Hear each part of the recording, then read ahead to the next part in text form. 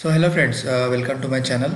सो हम लोग आज जून महीने के आई थिंक फोर्थ वीक के लिए स्टॉक्स ढूंढेंगे। ओके। एंड हम लोग आगे बढ़ने के पहले कुछ पुराने स्टॉक्स जो मैंने इसके पहले डिस्कस किए थे उनका थोड़ा एनालिसिस कर लेते हैं क्विकली इन 1 और 2 मिनट्स। सो बेसिकली मैंने लास्ट टाइम बताया था कि मैं डिक्सन में इन्वेस्टेड हूँ, मैं बेयर क्रॉप साइंस में इन्वेस्टेड हूँ। ओके, और वो दोनों स्टॉक्स मेरे काफ़ी अच्छे मूव हुए हैं। अगर आप मेरा ये वीक का परफॉर्मेंस अगर देखिए, मैंने ये 5,000 के आसपास डिक्सन में इन्वेस्ट किया था बिकॉज ये ये रेंज के आसपास वो सपोर्ट ले रहा था, तो मुझे यहाँ पे उसको एक्चुअली एंट्री मिली थी कहीं तो लास्ट वीक में 4,970 के आसपास। एंड देन अभी अगर देखोगे फ्रेंड्स तो ये 12-13% के ऊपर निकल चुका है। ठीक है, तो एक वीक में 12-13% इज़ फिनोमिनल रिटर्न। और इसमें मुझे अभी भी काफ़ी अच्छा एक यू कैन से एक ट्रेंड दिखाई पड़ता है, क्योंकि ये इंडियन मतलब मैन्युफैक्चरिंग पे ज़्यादा लाइक बेस है। इलेक्ट्रिकल इलेक्ट्रॉनिक्स मोबाइल डिवाइसेस के लिए चीज़ें बनाती है डिक्सन। तो काफ़ी अच्छी कंपनी है, फंडामेंटली भी काफ़ी अच्छी कंपनी है। सो मैं इसमें भी इन्वेस्टेड हूँ। इसका काफ़ी अच्छा फंडामेंटल चेंज हो सकता है अगर ये चाइना का जो टेंशन है अगर वो एक्सटेंड कर जाए, तो काफ़ी लोग इंडियन प्रोडक्ट को ज़्यादा ऑप्ट करेंगे। और इंडियन प्रोडक्ट में अगर वो ऑप्ट करेंगे तो स्पेयर पार्ट्स डिक्सन काफ़ी बड़ा पार्ट है मार्केट बेसिकली। काफ़ी अच्छा मार्केट वो कैप्चर करती है। सो मैं डिक्सन पे अभी भी बुलिश हूँ। ओके। सेकंड स्टॉक मैंने जो लास्ट टाइम सो डिक्सन पे हम लोग देख लेते हैं अभी क्या करें। सो बेसिकली डिक्सन ने काफ़ी अच्छा मूव दे चुका है ऑलरेडी। ये वाला जो हाई था उसके ऊपर भी वो निकल चुका है। जो मेरा फर्स्ट टारगेट था 5,600 अराउंड, उसके भी ऊपर निकल चुका है। सो डिक्सन पे मैं अभी तो थोड़ा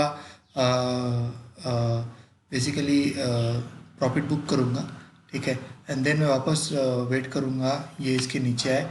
बट हाँ, लॉन्ग टर्म के लिए मैं काफ़ी अच्छा बुलिश हूँ इस डिक्सन पे, और मैं वापस 5,000 के आसपास उसमें एंट्री करूँगा अगर ये मुझको कुछ दिनों के बाद मिलेगा तो। ठीक है। सेकंड स्टॉक मेरा जो मैंने आपको बताया था Bayer crop science. Bayer crop science पे भी मैं काफ़ी बुलिश हूँ। ठीक है।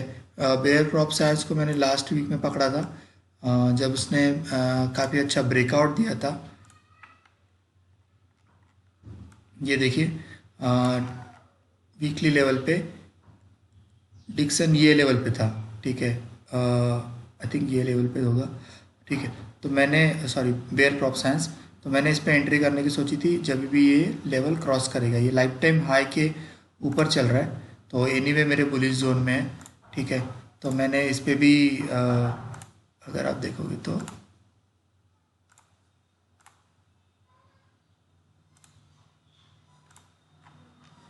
ठीक है, तो मैंने इस पे एंट्री करी थी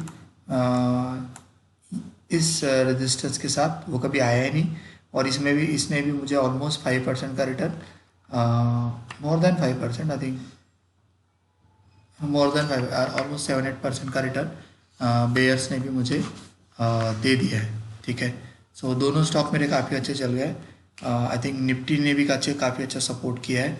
ओके, सो लेट्स चेक ये वीक में हमारा कैसे चलता है। सो डिक्सन को मैं क्लोज कर देता हूँ, उसको हमने ऑलरेडी डिस्कस कर दिया।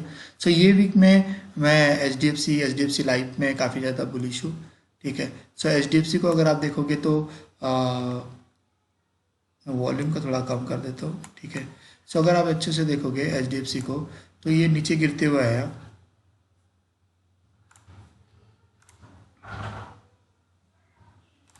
ठीक है, सो अगर आप देखोगे तो यहाँ से हम लोग अगर कंसिडर करते हैं तो यहाँ से ये लो बनाया, फिर वापस हाई बनाया, फिर हायर लो बनाया। ठीक है, फिर वापस लोअर हाई बनाया, फिर वापस हायर लो बनाया, फिर हायर हाई बनाया। ठीक है, फिर से अभी एक लो बनाया है। ओके, फिर एक हाई बनाया, और अभी अगर आप देखोगे तो ये इस रेंज में पूरा कंसोलिडेट कर रहा है। ठीक है, सो बेसिकली अगर ये वाला हाई मेरा ब्रेक हो जाता है, जो कि है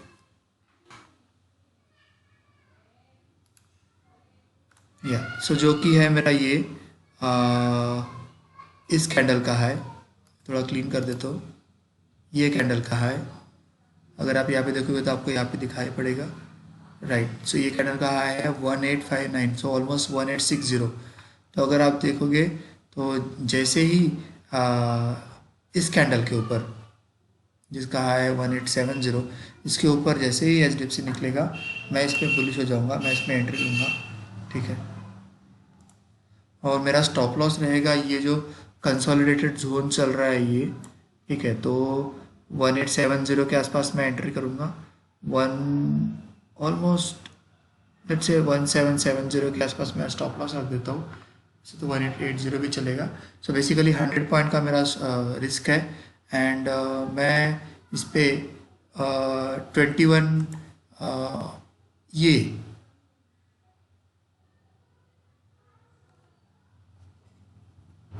मे बी ये वाला रेंज,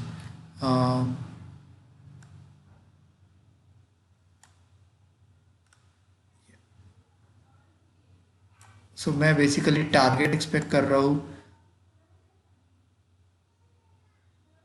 अराउंड 1970 पहला, एंड देन 21 24 दूसरा। सो आई थिंक मुझे ऐसा लगता है कि ये आराम से 21 ये वाला रेंज को टारगेट दे देगा। 2100 के ऊपर ये आराम से निकल जाएगा by looking at the bullishness it has. और जो स्विंग दे रहा है उस स्विंग को अगर देखता हूँ मैं, तो स्विंग इज ऑफ अराउंड 1870 से 1715, सो ऑलमोस्ट 150 पॉइंट की स्विंग है।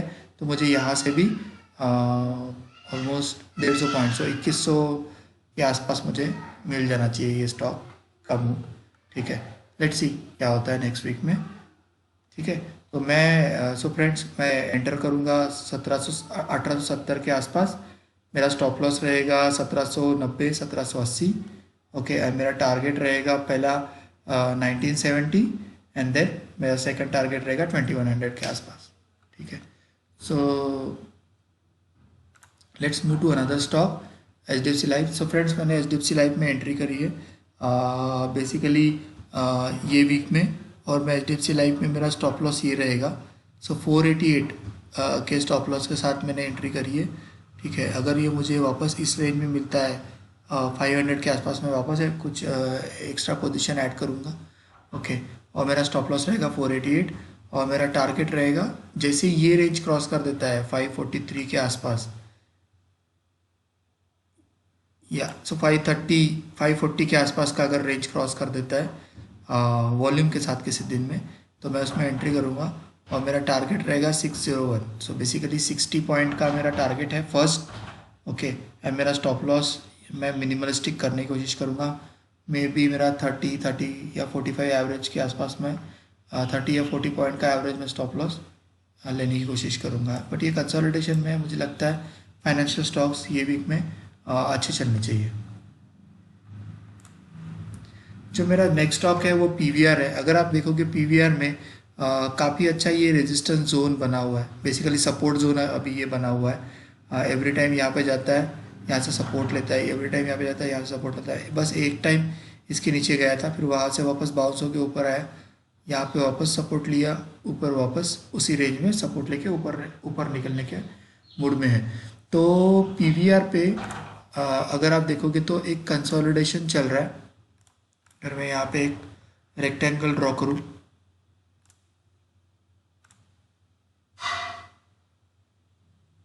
ये जो कैंडल है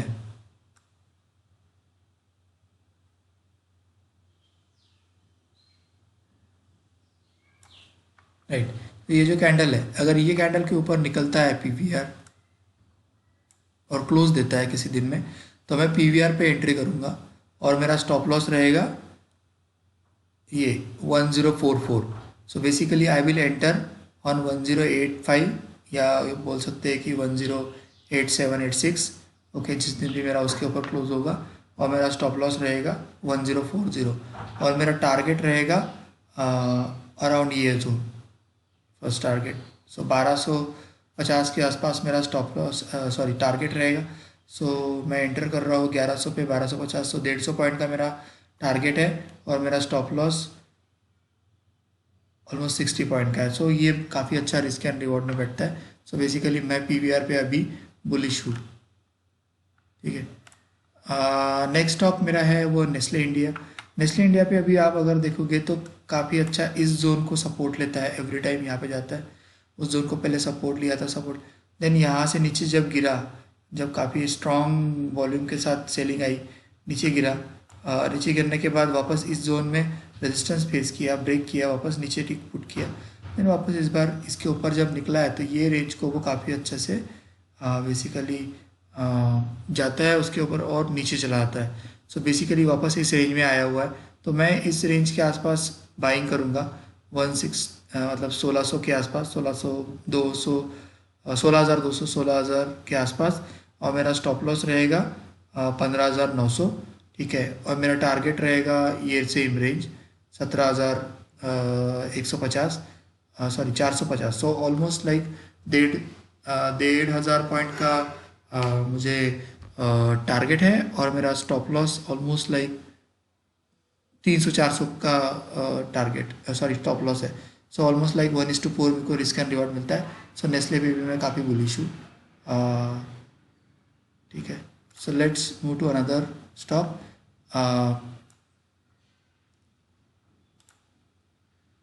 जो है Alembic limited. So Alembic limited को अगर आप देखोगे, इसने ऑलमोस्ट लास्ट टाइम कब अटेम्प्ट किया था, लास्ट टाइम इतने 2014 में इसने अटेम्प्ट किया था 70 क्रॉस करने का, ओके। अगर आप देखोगे यहाँ पे आपको हाई दिखाई दे रहा है, ठीक है। सो ये जो हाईएस्ट कैंडल है उसका 69.60 को क्रॉस करने की लास्ट टाइम ट्राई किया था, फेल हो गया, ब्रेकआउट, ओके, एंड देन वापस ये नीचे आ गया था, ठीक है। तो ये ब्रेकआउट फेल हुआ, वापस नीचे आ गया, यहाँ से वापस थोड़ा बाइंग हुआ, फिर इस जोन में कंसोलिडेट किया, फिर ये जोन को ब्रेक किया, ठीक है, वापस इस बार ट्राई किया, तो इस बार 72 के आसपास फिर से अटका, फिर से नीचे डंप किया गया, ठीक है। सो ऑलमोस्ट 2014 से अभी ये 2020, तो 6 साल के बाद इसने ये कंसोलिडेशन का जो रेंज है वो ब्रेक किया है। तो मैं एक्सपेक्ट करता हूँ कि जब भी ये कंसोलिडेशन का रेंज ब्रेक करता है तो ये काफ़ी अच्छा मूव दे सकता है। सो अभी आप इसमें एंट्री मत कीजिए, जब ये आपको 72-75 के आसपास मिले तब एंट्री करना, और मेरा और अपना स्टॉप लॉस ये कैंडल के लो पे, मतलब 64-65 का 64-63 का मेरा स्टॉप लॉस रहेगा, ठीक है। 72 के आसपास मैं एंट्री करूँगा, और मेरा फर्स्ट टारगेट जो मेरा रेंज है स्विंग का, जैसे ये है 71 और ये है मेरा लेट्स से 31, सो 40 पॉइंट का मेरा स्विंग है। सो बेसिकली 72-75 के आसपास मेरे को मिलेगा, तो ये 110 तक जा सकता है। सो मैं एक्सपेक्ट करता हूँ कि ये 100 के आसपास तो आराम से टच कर लेगा, ठीक है। तो एलेम्बिक लिमिटेड पे मैं काफ़ी बुलिश हूँ, जस्ट इस पर अभी एंट्री मत करना, वेट करना इसको थोड़ा सा कंफर्मेशन होने सॉरी कंसोलिडेशन होने के लिए, और थोड़ा सा रिट्रेस होने के लिए। सो बेसिकली अगर मैं आपको एक्सप्लेन करूँ, बेसिकली ये अभी यहाँ पे ये थोड़ा सा रिट्रेस करेगा यहाँ पे, एंड देन वापस यहाँ से ऊपर के लिए जैसे ही निकलेगा तो ऐसी ग्रीन बुलिश कैंडल देगा, तभी आप उसमें एंट्री करना है, ठीक है। जो नेक्स्ट स्टॉक है मेरे रेंज में, मेरे रडार पे, वो है सिप्ला। अगर आप देखोगे तो सिप्ला एक बार, इसके पहले भी मैंने काफ़ी बार सिप्ला को मेंशन किया है, काफ़ी अच्छा रेंज ब्रेकआउट दिया है। पहले अगर आप देखोगे तो एक रेंज था, बाद में काफ़ी बड़े बड़े ब्रेकआउट दिए, देन इस रेंज में सेटल हुआ, देन इस रेंज में भी स्टॉप लॉस रिट्रेस हुआ, देन वहाँ से सपोर्ट लेके वापस निकला और वापस ऊपर निकल गया, ठीक है। तो अभी मुझे लग रहा है कि वापस जैसे यहाँ पे रेंज बनाया वैसे यहाँ पे भी रेंज बना रहा है। यहाँ पे रेंज थोड़ी नैरो है, तो ब्रेकआउट देने के बाद ऊपर भी उतना ही नैरो रेंज में जाएगा। सो अगर आप देखोगे तो 670, तो बेसिकली अगर ये रेंज पकड़ता हो तो 50 पॉइंट की ये रेंज है, जैसे ये ब्रेक होगा तो ये वापस 50 पॉइंट ऊपर, मतलब ऑलमोस्ट लाइक 720-730 तक सिप्ला जा सकता है। बस अभी एंट्री नहीं करना है, वेट करना है कि ये जो कंसोलिडेशन जोन चल रहा है 653 के आसपास, ये ब्रेक हो और एक अच्छे कैंडल के साथ ब्रेक हो, जैसे यहाँ पे ब्रेक हुआ है। अगर आप देखोगे ये कंसोलिडेशन जोन है, यहाँ पे उसने काफ़ी अच्छा ब्रेक दिया, एंड देन यहाँ पे अगर किसी ने एंट्री करी होती 606 के आसपास, तो आराम से उसको 10% के ऊपर मिल जाते। ठीक है, तो हमको यहाँ पे एंट्री नहीं करनी है अभी, जस्ट वेट करना है, एक अच्छा कैंडल देगा तभी उसमें एंट्री करना है। एशियन पेंट पे अगर आप सॉरी टाटा मोटर्स है ये। सो टाटा मोटर्स पे अगर आप देखोगे तो काफ़ी अच्छा स्विंग बनाया है।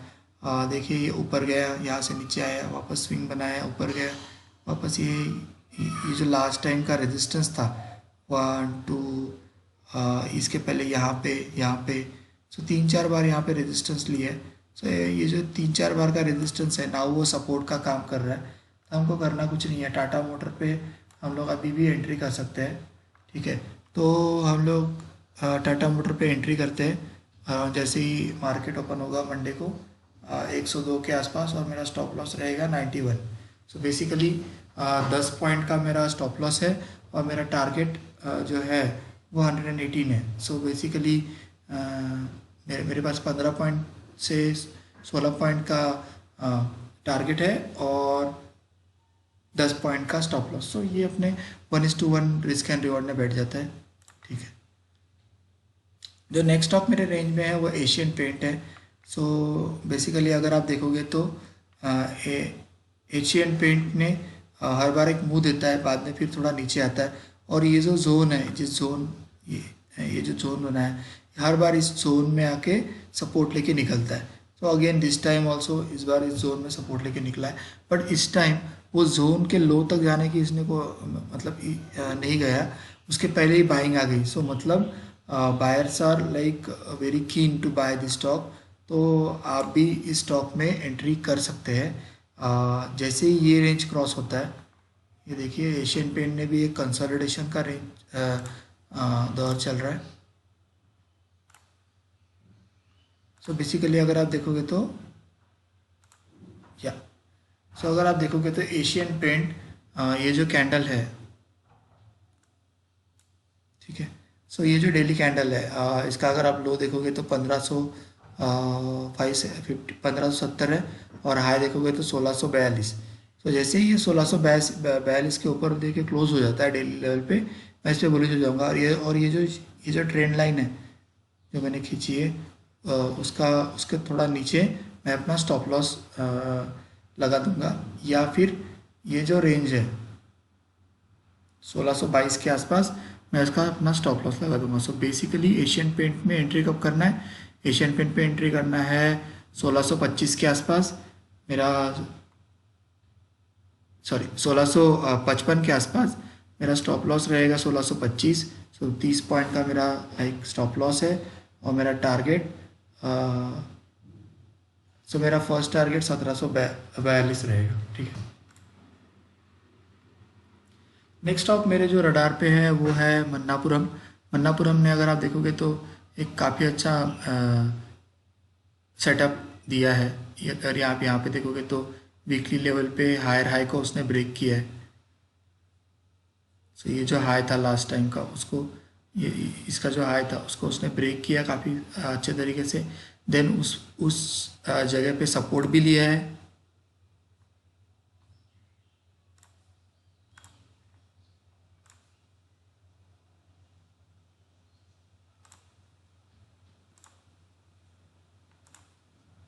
ठीक है, तो अगर यहाँ पे देखोगे तो मन्नापुरम काफ़ी अच्छा सपोर्ट ले रहा है, और एवरी टाइम अगर आप ये भी देखोगे कि उसके लो जो है वो ऊपर ऊपर मतलब क्लोज होते जा रहे हैं, हायर हायर लो लगाए जा रहे हैं, और हाई भी ऑलमोस्ट यहाँ पे जाके स्टैग्नेंट हुआ है। उसके पहले हायर हाइज लगा रहा था, यहाँ पे उसने फर्स्ट टाइम ये ब्रेक करा है ये जोन।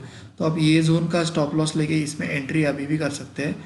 सो 130 के आसपास का स्टॉप लॉस लेके मैं इस पर एंट्री करूँगा, और मेरा टारगेट रहेगा ये। सो 180 से टू 175 से 180 का जोन में मैं अपना टारगेट रखूँगा, और मेरा स्टॉप लॉस रहेगा 130। ओके, एंड मैं एंट्री करूँगा मतलब first thing I will do that in the morning of Monday. Okay, Bajaj finance को भी अगर आप देखोगे तो काफ़ी अच्छा मूव कर रहा है। सो बेसिकली ये जो जोन था, ये तो सपोर्ट जोन था, उसको ब्रेक करके इसको अभी वो अभी रेजिस्टेंस जोन का काम कर रहा था, तो अभी उसी के ऊपर निकला है और काफ़ी स्ट्रॉन्ग वॉल्यूम के साथ निकला है। सो मुझे ऐसा लगता है कि बजाज फाइनेंस आराम से बजाज फिनसर्व है, सो बजाज फिनसर्व आराम से 6,500 के आसपास जा सकता है।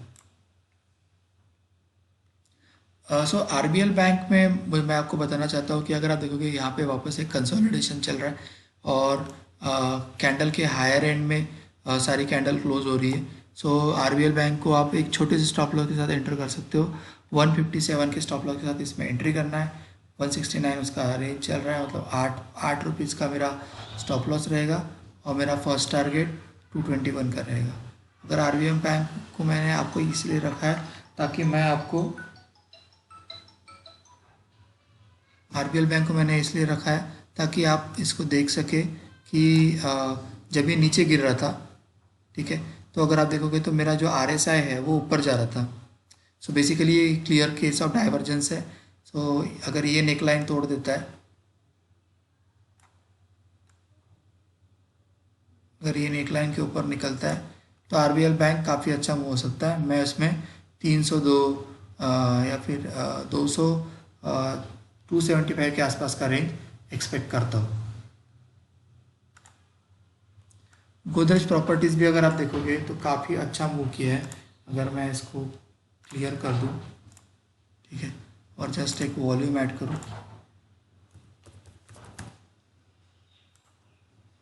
ठीक है फ्रेंड्स, तो अगर आप मेरा ये स्टॉक देखें Godrej you can say properties, इस रेंज को क्रॉस करने में उसको हर बार पसीने आ जाते हैं। अगर आप देखोगे ये जो जोन है, वीकली लेवल पे मैं बात कर रहा हूँ,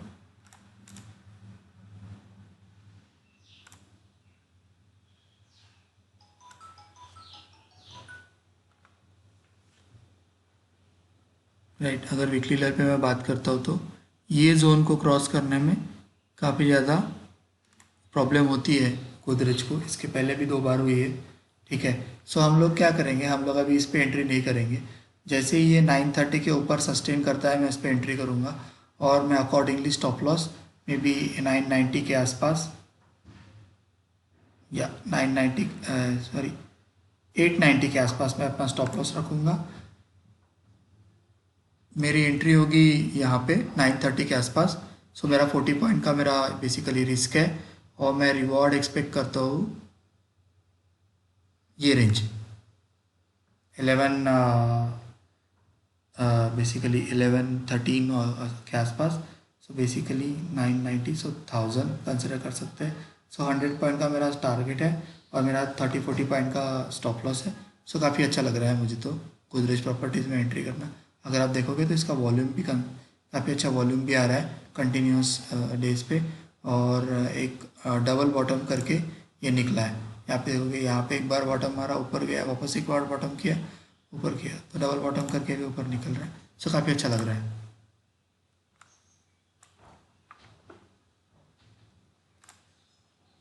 सो फ्रेंड्स, मैंने रैलीज इंडिया पे भी एंट्री ली है। रैलीज इंडिया मुझे अच्छा लगता है। अगर आप देखोगे ये देखिए cup and handle pattern form किया है इसने, ठीक है फ्रेंड्स। तो देखिए 23 जनवरी 2018 के आसपास इसने ये रेंज ब्रेक किया था। देन वहाँ पे ये एक कप बनाने की कोशिश करी, ठीक है, U shape recovery I almost low of, अगर आप देखोगे तो 140 के आसपास लो किया, मारा था, और बाद में फिर 256 के आया, वापस नीचे गया। सो बेसिकली अगर आप अच्छे से देखोगे तो ये काफ़ी अच्छा कप एंड हैंडल पैटर्न दिखाई पड़ रहा है। ये कप और ये रहा handle.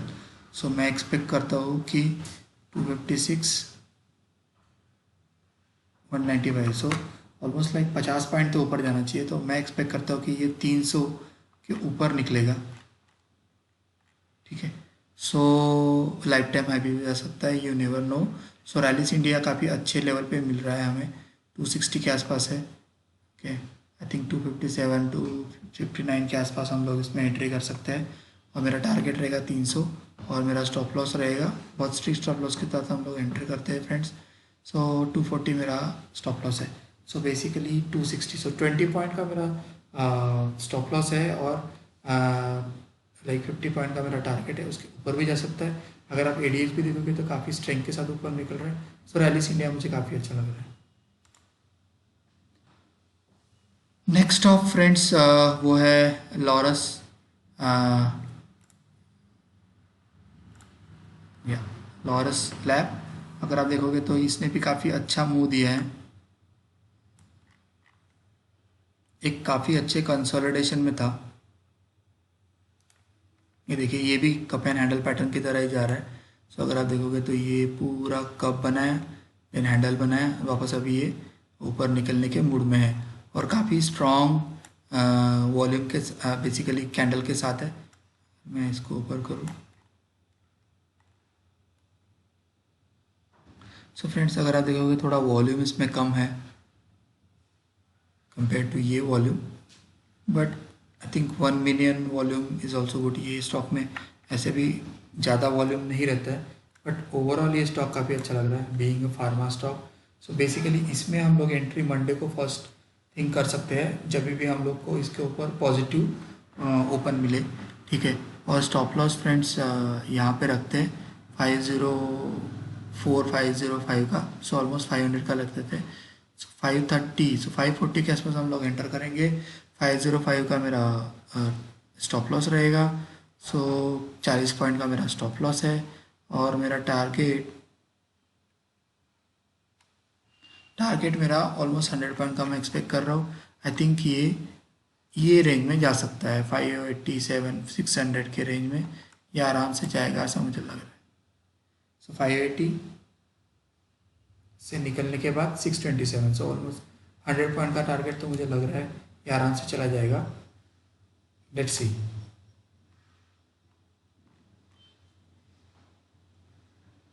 So friends, I think Alembic हम लोग देख चुके हैं। सो बेसिकली एलेम्बिक लिमिटेड को मैंने दिखाया था, जो कि होल्डिंग कंपनी है एलेम्बिक फार्मा की। सो अभी हम लोग एक स्टॉक देख रहे हैं जो है एलेम्बिक फार्मा। सो अगर आप देखोगे एलेम्बिक फार्मा लास्ट टाइम कब अटेम्प्ट किया था, लास्ट टाइम अटेम्प्ट किया था 2015 में, ये रेंज ब्रेक करने का, जैसे एलेम्बिक ने किया था खुद पुराना रेंज ब्रेक करने का। और इस टाइम 2020 में, मतलब 5 साल के बाद ये वो मतलब सक्सेस हुआ है वो रेंज ब्रेक करने के लिए। तो अगर आप देखोगे तो फ्रेंड्स, सक्सेस किया, ब्रेक किया, वापस रिट्रेस किया और ऊपर निकल लिया। सो मुझे ऐसा लगता है कि एलेम्बिक में हम लोग इसमें अभी भी एंट्री कर सकते हैं। 919 920 920 930 के आसपास हम लोग इसमें एंट्री करेंगे। अपना स्टॉप लॉस रहेगा around 790। So 790 for safer side let's consider a stop loss of 820। So basically 80 point का मेरा स्टॉप लॉस है, और मुझे लगता है कि ये रैली देते समय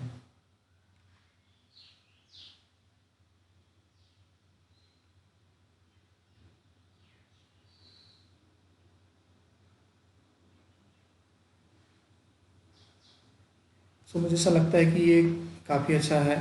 अगर आप देखोगे तो ये स्विंग अगर आप देखते हो 914, और ये लो बना है 800। सो 100 से 120 पॉइंट है। सो ये ब्रेकआउट कर रहा है 916 के आसपास, तो वापस 100 चढ़ेगा। सो मुझे ऐसा लगता है कि ये 1016 1020 के आसपास आराम से जा सकता है। काफ़ी अच्छा लग रहा है, इस पर भी हम लोग वाउच कर सकते हैं, बट इसमें स्ट्रिक्ट स्टॉप लॉस के साथ रहना है फ्रेंड्स। जैसे ही ये जैसे ये 790 के नीचे चला जाता है या फिर क्लोज दे देता है, तो हम लोग इसमें डेली लेवल पे तो हम लोग इसको एग्जिट कर देंगे, क्योंकि ऑलरेडी वो काफ़ी अच्छा रैली दे चुका है। सो फ्रेंड्स, नेक्स्ट स्टॉक जो मेरे रेंज में है वो है क्यूपिड। क्यूपिड में भी ऐसे ही है। अगर आप देखोगे तो ये 187 के आसपास उसने ब्रेकआउट दिया था, ठीक है। तो क्यूपिड में हम लोग थोड़ा लेट हो गए हैं, ठीक है। तो क्यूपिड में अगर हमको वापस ये थोड़ा और रिट्रेस होके 190 के आसपास मिलता है तो हम लोग एंटर करेंगे, और स्टॉप लॉस हम लोग हमारा 170 रखेंगे। सो 20 पॉइंट का मेरा स्टॉप लॉस रहेगा, और टारगेट मेरा 202 208। सो ऑलमोस्ट 20 पॉइंट का मेरा टारगेट है फर्स्ट एंड मुझे ऐसा लगता है कि ये आराम से 241 के आसपास मीडियम टर्म में जा सकता है। नेक्स्ट स्टॉक जो मेरे रेंज में है वो इंडिया बुल हाउसिंग फाइनेंस है फ्रेंड्स।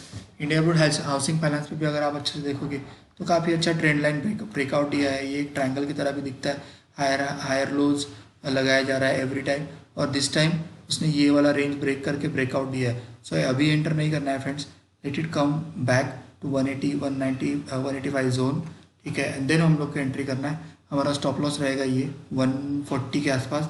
सो बेसिकली 180 के आसपास हम लोग एंट्री करेंगे, 140 का स्टॉप लॉस, सो 40 पॉइंट का मेरा स्टॉप लॉस है। और मेरा फर्स्ट टारगेट रहेगा 260, so 180 to 260, so almost like 80 point, so 1:2 आपको यहाँ पे इंडिया बुल हाउसिंग फाइनेंस में मिल सकता है। नेक्स्ट स्टॉक फ्रेंड्स, ये काफ़ी स्मॉल एक ऐसे छोटा स्टॉक है और बहुत रिसेंटली लिस्टेड है। मैं इसको बस एक टेक्निकल आधार पे देख रहा हूँ। अगर आप देखोगे तो इसने काफ़ी अच्छा ब्रेकआउट दिया था। देखिए यहाँ पे उसका लिस्ट हुआ, ऊपर आया, नीचे वापस उस रेंज को टेस्ट किया, वापस ऊपर निकला। तो बेसिकली इस रेंज को ये ब्रेक करके ऊपर ऊपर निकला पहले। तो हम लोग एक वन बाय वन समझ लेते हैं कि ये स्टॉक की चाल होती कैसे है। सो अगर आप देखोगे, ठीक है, सो यहाँ से ये ब्रेकआउट दिया, ऊपर निकला, वापस टेस्ट किया वो जोन जहाँ से लो था मेरा, और वापस अब ये ऊपर निकल गया है, ठीक है। ये ऊपर निकलने के बाद वापस एक कंसोलिडेशन वाला जोन बनाया, ठीक है। ये कंसोलिडेशन का जोन ब्रेकआउट हुआ,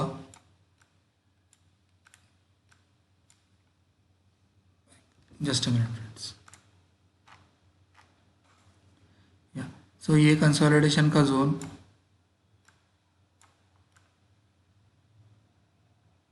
या सो अगर आप देखोगे ये कंसोलिडेशन का जोन उसने ब्रेक किया, थोड़ा कंसोलिडेशन नैरो नैरो होते गया और फाइनली उसने वो ब्रेक कर दिया। इनिशियली अगर आप देखोगे तो मेरा कंसोलिडेशन यहाँ से यहाँ तक का था, फिर अगर आप देखोगे तो यहाँ पे उसने अपने लो ऊपर शिफ्ट कर दिए और मेरा कंसोलिडेशन यहाँ से आया, फिर थोड़ा और ऊपर शिफ्ट कर दिया मेरा लो, तो मेरा अभी रेंज यहाँ से ऊपर तक हो गया एंड फाइनली वो ब्रेकआउट दिया। अगर आप देखोगे तो उसके नेक्स्ट जोन जो है वहाँ पे भी वो वैसे ही करने की कोशिश कर रहा है। अगर आप देखोगे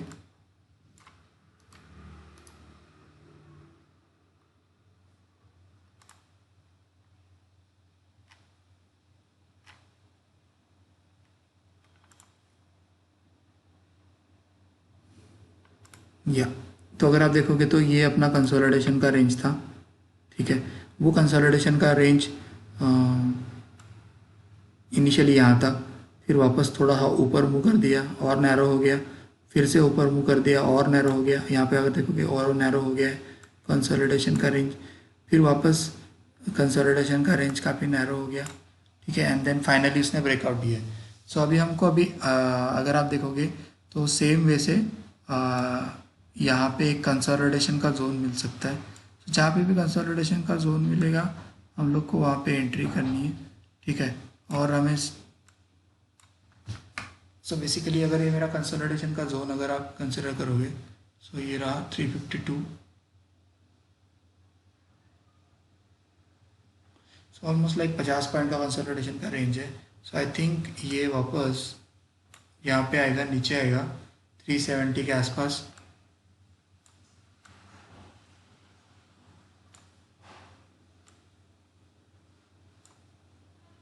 वैसे तो फ्रेंड्स बेस के सिनारियो है, बट आई थिंक ये 340 के आसपास आएगा तो हमको एंटर करना है, ठीक है। और अपना कंसोलिडेशन का जो रेंज का टॉप है, या फिर ये कैंडल कर दो,